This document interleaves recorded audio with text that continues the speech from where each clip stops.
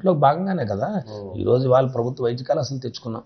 ఇవాళ ఈ ప్రాంతానికి ప్రభుత్వ వైద్య కళాశాల వచ్చింది అంటే ముఖ్యమంత్రి గారికి ఆ రోజు చెప్పాం ఈ ప్రాంతానికి అవసరం. ఈ ప్రాంతంలో గిరిజనులు ఆ ప్రాంతాల నుంచి కొండల మీద వచ్చేవాళ్ళు వాళ్ళందరూ కూడా వైద్యం లేక ఎక్కడో కేజీహెచ్కి వెళ్ళే పరిస్థితి వస్తుంది.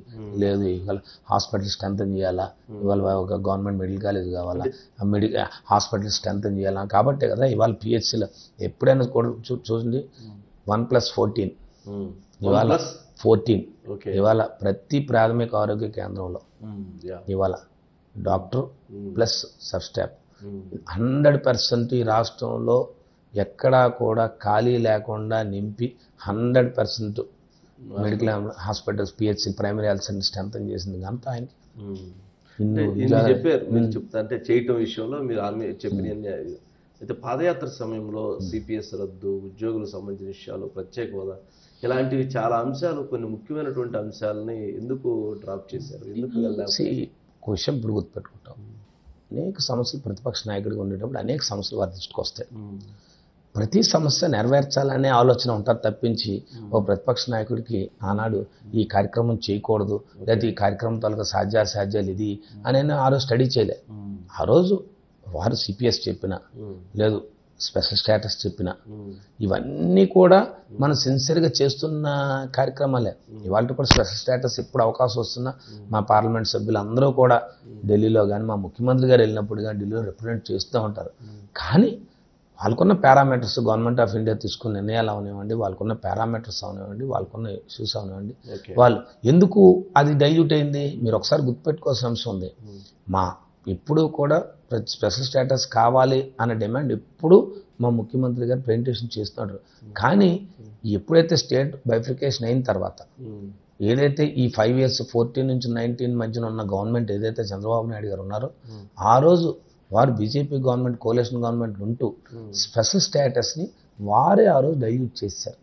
అంటే ఒక గవర్నమెంట్ డైల్యూట్ చేసిన అంశాన్ని ఇంకో గవర్నమెంట్ దాన్ని రీలైఫ్ తేవడం అంటే ఎంత ఇష్యూ మీకు అర్థం చేసుకోండి.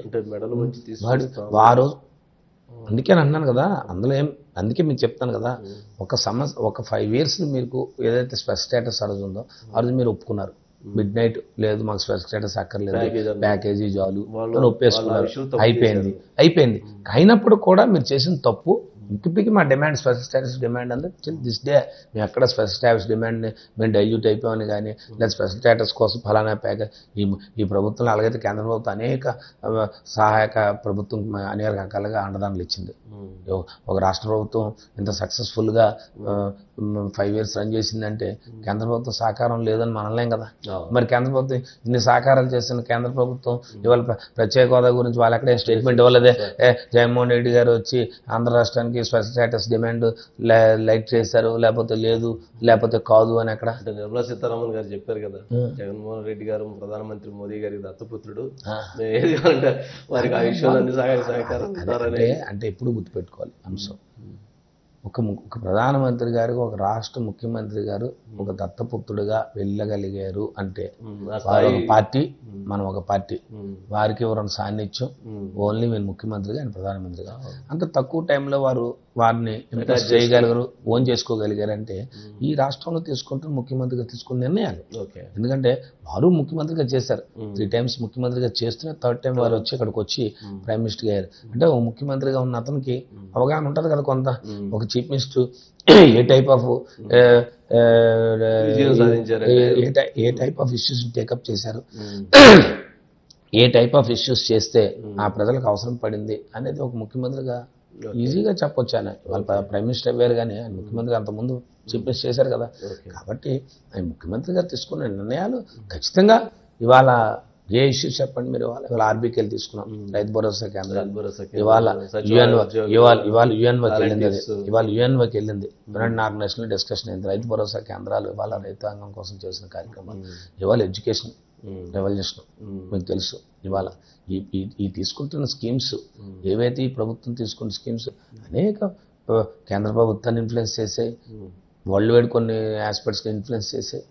ఎందుకు అంత తక్కువ టైంలో అంత తక్కువ స్పాన్లో చేయగలిగామంటే ఆయన తీసుకుంటున్న ఆస్పెక్ట్స్ అవి. పేద ప్రజలకు ఎలా అందుతున్నాయి దాని మీద అంతే. studies జరిగి ముందుకెళ్తున్నాయి ఇవాళ అనేది. అంతే. ఇవాళ మేము చాలా గుండె మీద ధైర్యంతో చెప్తాం, ఈ ప్రాంతంలో పేదవాడు అనేది నిర్మూలించారు.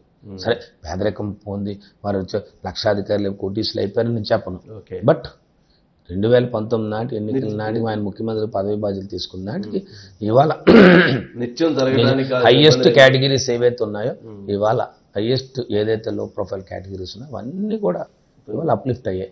వాళ్ళ ఎడ్యుకేషన్లో అప్లిఫ్ట్ అయ్యారు, హెల్త్లో వాళ్ళు బాగా ఇదయ్యారు, వాళ్ళ మినిమం నీడ్స్ వచ్చాయి. ఇవాళ వాళ్ళకున్న ఏదైతే ఒక హౌస్ సైడ్ పట్టా ఇచ్చాము, ఇవాళ హౌస్ సైడ్ ఆ పట్టా ఇచ్చి వాళ్ళ పేరు రిజిస్ట్రేషన్ చేసింది మా ప్రభుత్వం, వాళ్ళకి ఓనర్షిప్ ఇచ్చింది, వాళ్ళకి ఇల్లు ఇచ్చింది, ఇల్లు శాంక్షన్ చేశాము, ఇల్లు కట్టుకున్నారు.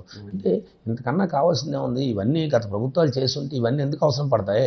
ఇందాక చెప్పాను స్టార్టింగ్ 30 లక్షల ఇల్లు పట్టాలు పనిచే పరిస్థితి ఎందుకు వచ్చింది? వాళ్ళు చేస్తుంటే మీరు ఇచ్చే పని లేదు కదా.